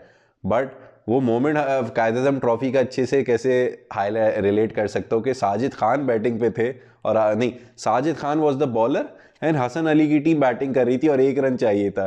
एंड वो साजिद खान ने लास्ट बॉल पे उसने शॉट खेला आई गेस मिड ऑन की तरफ और विकेट ली। तो उस टाइम पे बिकॉज ऑब्वियसली एक बोल्ड हेड प्लेयर, तब तो हमें आइडिया नहीं था कि ये भी अनाउंस होने वाले हैं टीम में।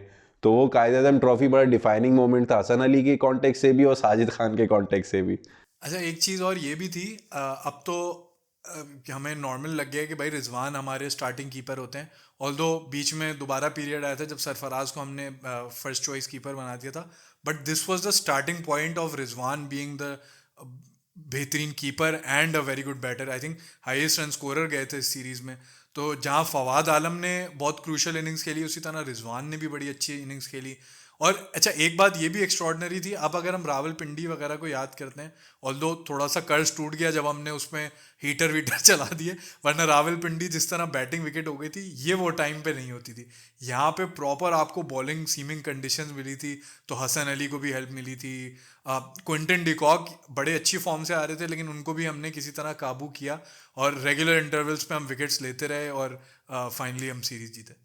इसमें यही मोमेंट था कि हमने साउथ अफ्रीका को तो चीपली आउट कर दिया था स्टार्टिंग में, बट रिमेंबर डे 1 पे नॉर्की और रबाडा ने भी हमारे 3-4 डाउन कर दिए थे। एंड द नेक्स्ट डे हमारा सेवियर फवाद आलम, तब उन्होंने अपना जादू दिखाया, like the magic in his bat के अपने जितने लोगों ने उनके खिलाफ बोला या किसी ने आवाज़ नहीं उठाया, यानी never use to say anything, कभी करियर में उस बंदे ने शिकायत नहीं की। He let his bat talk and आप देख सकते हैं रिजल्ट। यार मुझे तो उसकी सेलिब्रेशन इतनी अच्छी लगी थी।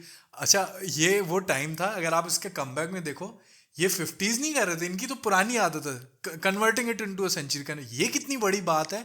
आज आप जो बैटर्स बड़े बड़े देखो, बाबर समेत 50s कर ली 40s कर ली, बट ये जो ट्रू टेम्परामेंट होता है और ये आपको जो कहते हैं ना डोमेस्टिक का रगड़ा खा के मिलता है, ये पता चलता था नहीं भाई उसने सेंचुरी की, टीम को ना सिर्फ मुश्किल पोजीशन से बाहर निकाला, लीड देके फिर आउट। और जब वो आउट भी हुआ था, अगर आपने नोट किया, वो फ्रस्ट्रेट हो रहा है, तो like look at is dedication. और वही जो मैंने बात की कि सेलिब्रेशन जो थी, जिस तरह उन्होंने सजदे किए, फिर एक he took his time in celebrating, और फिर वो जो मूंछ वाली सेलिब्रेशन की। एंड दैट पोर्तुगल स्टाइल वाला जो उन्होंने एकदम हाँ ऐसे स्ट्रेच बैक करके हेलमेट और बैट उठाया, मतलब दैट वाज समथिंग कि भाई was waiting for that moment. ये कहीं ना कहीं उन्होंने सोचा हुआ था कि यार ये मैं करूंगा। और बहुत अच्छी बात है, से बहुत कम बैट्समैन पाकिस्तान की हिस्ट्री में आए जो 50 करके they used to feel left out कि यार अब हमने तो कर दिया स्कोर तो we can relax and take the risk.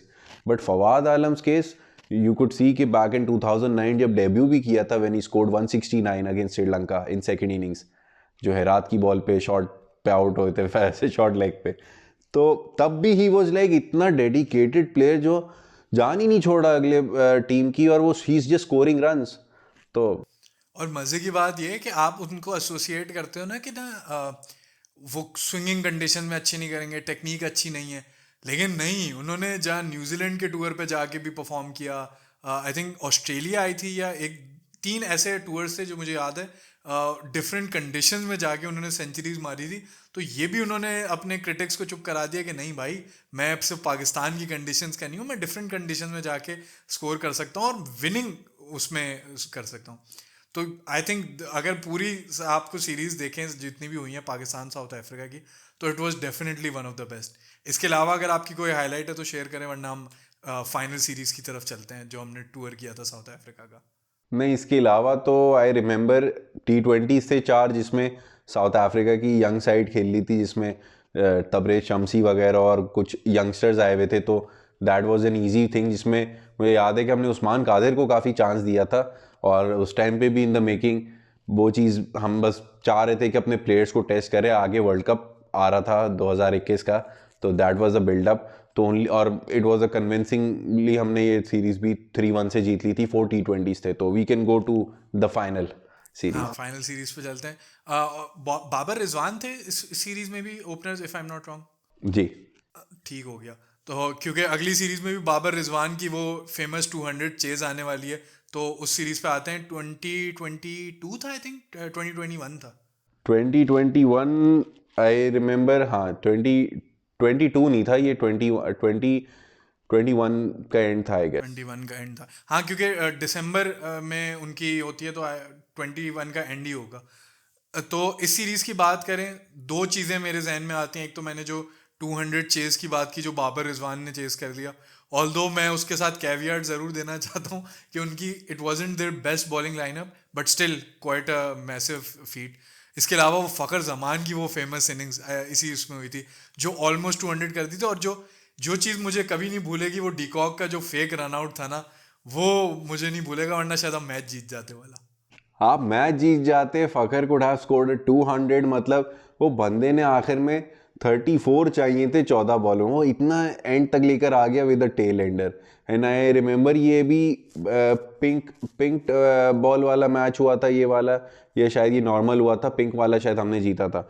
ठीक है, अच्छा ये मैं एक और चीज़ क्लियर कर दूँ, 2021 के स्टार्ट में हुआ था, because by the end of October famous India को भी तो हमने फिर मारा था। तो एंड में जाके सीरीज नहीं हुई थी, स्टार्टिंग में हुई थी।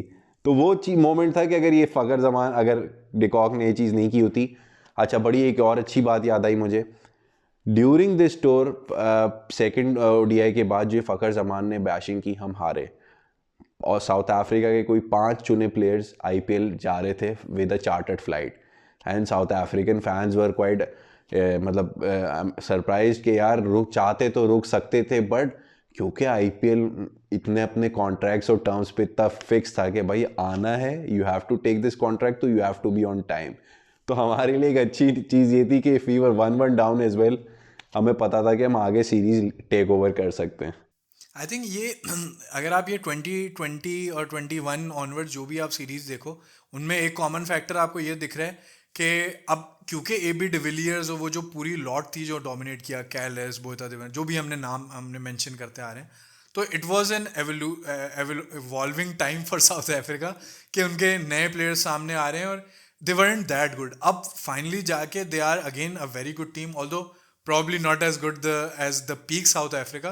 बट ये वो टाइम स्टार्ट हो रहा था जो डीकॉक और फाफ वगैरह टेक ओवर कर रहे थे। इनफैक्ट फाफ का भी एंडिंग पीरियड था, तो ही वॉजेंट एज डोमिनेंट। तो ये मुझे याद है। तो ये तबरेज शमसी, डीन एल्गर तो पहले के आए हैं, but he was starting to become the like major experience player in that team. ये कुछ एक्स्ट्रॉर्डनरी चीज़ थी। और आपको अगर कुछ याद हो प्लेयर्स या कुछ सीरीज के हवाले से? इस वाले टेन्योर में आई रिमेंबर कि हमारी लाइक ये भी फिर वही वाला सीक्वल है जहाँ पे यहाँ पे आई गेस हारिस रऊफ ने अभी तक डेब्यू नहीं किया था, इफ़ आई एम रॉन्ग। ये आपका 2022-21 है ना? ठीक हो गया, जी नहीं, जी। सारे रऊफ ने किया था क्योंकि हारिस इंडिया। रऊफ, जी हाँ, हारिस रऊफ इस वाले टूर पे आए हुए थे। तो मेरा तो बस यही फ़खर जमान वाला मोमेंट ज़्यादा बेहतर याद है। And I remember I guess pink वाला जो मैच था हमने वो यहाँ पे जीता था। तो ये चीज़ काफ़ी एक स्टीरियोटाइप बनी हुई थी कि हमेशा जो पिंक किट वाला मैच होता है जो साउथ अफ्रीका खेलता है फॉर कैंसर अवेयरनेस, तो उसमें यू हैड बाउंड्रीज पे काफ़ी कैश डोनेशन जमा होता है। तो कहीं ना कहीं वहाँ पे मैच जीतना, it was quite a blessing. हाँ, क्योंकि ओवरऑल आप देखो तो एक टाइम तो बहुत अरसा ऐसा था जो हम जीतते ही नहीं होते थे। बट फाइनली वो जो एक था ना टैबू, या आप वो कहो कि मॉन्स्टर जो था south Africa, now it didn't seem that hard. तो नाउ इन 2024 ईयर की आखिरी सीरीज है हमारी। बहुत ज़्यादा होप्स नहीं है क्योंकि दोबारा से South Africa looks like a very good team. Again not as good as peak South Africa, but जिस तरह मार्को यानसन वगैरह आ रहे हैं, रबाडा वापस टेस्ट टीम का पार्ट बन गए हैं, महाराज अब पता नहीं किस तरह, मुझे बाबर आजम वापस कमबैक कर रहे हैं, वो स्पिन खेल पाए कि नहीं। तो व्हाट आर योर एक्सपेक्टेशंस? और अगर आप इस सीरीज़ के बारे में बताएं कुछ, तो फिर हम रैप अप की तरफ जाएं। अजय, काफ़ी इंटरेस्टिंग माहौल हो गया है। एक तो आपको पता है कि South Africa would have a lot of pressure on their players कि भाई you have to be fit for each and every game, world test championship final is at stake. तो साउथ अफ्रीका किसी भी कॉस्ट में नहीं चाहेगा कि उनका प्लेयर एक्स्ट्राऑर्डिनरी डाइव या एक्स्ट्रा ओवर प्रैक्टिस करे। हमें एक तरीके से सीरीज में मैं जानता हूँ कि टेस्ट मैच में तो हमारा एक वो लेयर नहीं है, because Shaheen Shah Afridi is out of the test team, फिर नसीम शाह भी आउट ऑफ फॉर्म है थोड़े, फिर लॉन्गर फॉर्मेट खेलना, फिर मीर हमजा पे आप रिलाई कर रहे हैं। तो पाकिस्तान के लिए एक बड़ी टेस्टिंग कंडीशंस हैं, बट कहीं ना कहीं they can play with South African minds as well. एक प्रेशर, हमने तो वर्ल्ड टेस्ट चैंपियनशिप से बाहर हो जाना है, हो गए हैं बल्कि, बट साउथ अफ्रीका कहीं ना कहीं उनका एक स्टेक है, तो why not रूइन that moment and get a victory. हाँ, ये वाली बात आपने सही की कि Naseem Shah not at his best और ओवरऑल पेस की कमी नज़र आ रही है। बट एक चीज़ मैं तारीफ ज़रूर करना चाहूँगा कि given the resources that we have, I think the best possible squad पे कि मोहम्मद अब्बास का कम बैक हो रहा है, खुर्रम शहजाद फाइनली फिट हो गए हैं तो वो खेलेंगे। तो देर आर डेफिनेटली पॉजिटिव्स। और कुछ लोग साजिद खान पे क्रिटिसिज्म कर रहे हैं कि क्यों नहीं पिक किया, but I think very fair कि अगर आप बेस्ट बॉलर देखो या वो ऑल कंडीशंस की बात करो तो Noman Ali is much more experience. और क्योंकि लेफ्ट आर्मर का जनरली अच्छा रिकॉर्ड होता है, स्पिनिंग कंडीशंस ना भी हो तो थोड़ा सा वो हेल्प दे देते हैं, क्योंकि eight the end of the day fast bowlers को रेस्ट भी चाहिए होता है। ठीक है, साइम अयूब और आगा सलमान करा सकते हैं पार्ट टाइम स्पिन, लेकिन you have to have a main spinner as well, and I think Noman Ali deserves to have that spot. Overall मैं खुश हूँ। सिर्फ एक दो डिसअपॉइंटमेंट्स ये हैं कि बाबर आजम, मुझे लगता है कि अब T20 का शायद आप you should move on from him, आप छोड़ दें बाबर रिजवान को। बट एक ये मेरी बस एक गम है। लेकिन और इतना कुछ नहीं। आप एक तो मैं ये भी पूछना चाहूँगा आपका और कोई अगर एनालिसिस है, और फाइनली आप एक्सपेक्ट क्या करते हो कि क्या रिजल्ट्स आएंगे इस सीरीज से? वेल टू बी ऑनेस्ट, जो T20 अभी हमारी टीम ने जिम्बाब्वे में परफॉर्म किया, इसमें से बाबर आजम का आपने पॉइंट छेड़ा, तो बाबर आजम अगर आ रहे हैं तो कोई ड्रॉप हो रहा है, राइट? तो इट्स हसीबुल्ला जो टीम से बाहर हुए हैं, आमिर जमाल हो गए, बाकी साहिबजादा फरहान इस वाले स्क्वाड से बाहर हैं। तो ये जो पॉइंट हमने ऑफ द रिकॉर्ड हमारे प्यारे अजीज दोस्त अहमद से भी बात करी है हमने, कि हमारा ये कि यार एक बंदा who doesn't fit in your side, because if you want fit him you have to replace him with someone youngster जो कि अपराइजिंग स्टार हो सकता है। तो यहाँ आई थिंक नहीं करना चाहिए था, बट T20s में थोड़ी हाई होप्स हैं कि एक टीम मार सकती है। बट देन अगेन मुझे फिर क्लासन के वर्ल्ड कप फाइनल के छक्के याद आ जाते हैं, मिलर का वो अभी एक गुस्सा और याद आ जाता है कि हम पे ना उतर जाए फाइनल का, यू नेवर नो। तो जस्ट बीइंग पॉजिटिव। ऐसा है। और सुफियान मुकीम ओडीआईज में आ रहे हैं, तैयब ताहिर भी अब ओडीआईज में भी होंगे, तो ये कुछ पॉजिटिव्स हैं।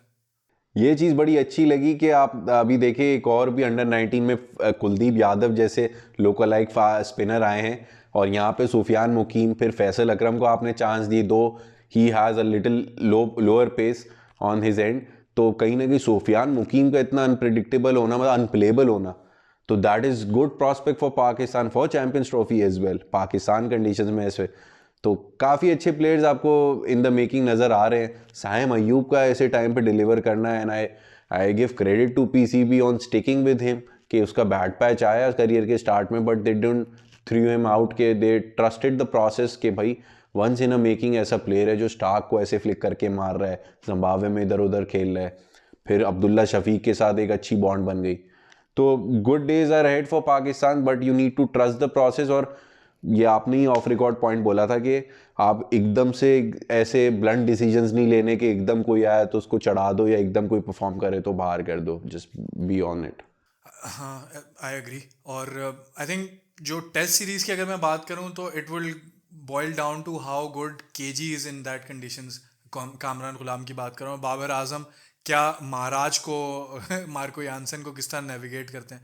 अगर वो अच्छा कर गए तो आई am not saying you would win, but you do have a chance कि आप अच्छा कर सको, क्योंकि बॉलिंग में मोहम्मद अब्बास बहुत अच्छी काउंटी फॉर्म से आ रहे हैं। Again pace would be missing, that is a huge miss, but best possible side I think आप लेके जा रहे हो। तो अगर आप एक टेस्ट मैच क्लोज भी आ जाओ या अच्छा खेल लो तो I would be happy. Like I said, Babar और कामरान गुलाम इंपॉर्टेंट है। T20 में I am not that hopeful, क्योंकि अगेन आप बहुत पुराने मॉडल से जा रहे हो। जीतने को T20s is an unpredictable format, शायद आप जीत जाओ, but I don't have high hopes, क्योंकि T20 में south Africa is a much more settle team. ODIs में मैं सबसे ज़्यादा होपफुल हूँ, वहाँ मुझे लगता है आप सीरीज जीत सकते हो। बट मेरी प्रिडिक्शन ये है कि T20 टेस्ट सीरीज में तो मैं वाइट वॉश प्रिडिक्ट करूँगा। T20 में एक जीत गए तो जीत गए। ODI सीरीज में you might win the series. तो आपकी क्या प्रिडिक्शन है, आप वो बताएं और फिर एंड अप करें। आई थिंक ओडीआई सीरीज आपकी, आई वुड से कि 2-1 से South Africa could take the game, और सॉरी T20 ओडीआई में आई एम होपफुल कि पाकिस्तान 2-1 से जीत सकता है। टेस्ट मैचेस में I think it's too much, 2-0 से रिजल्ट आ सकता है in favour of South Africa, unless कुछ, आई थिंक, मतलब मैं गलत प्रूफ हूँ, मैं तो चाहता हूँ, आई विश एंड लेट्स हाँ, सी। बस वही होप करेंगे जिस तरह हमने इंग्लैंड वाले टूर में बहुत ज़्यादा होप नहीं किया था लेकिन हम सीरीज जीत गए।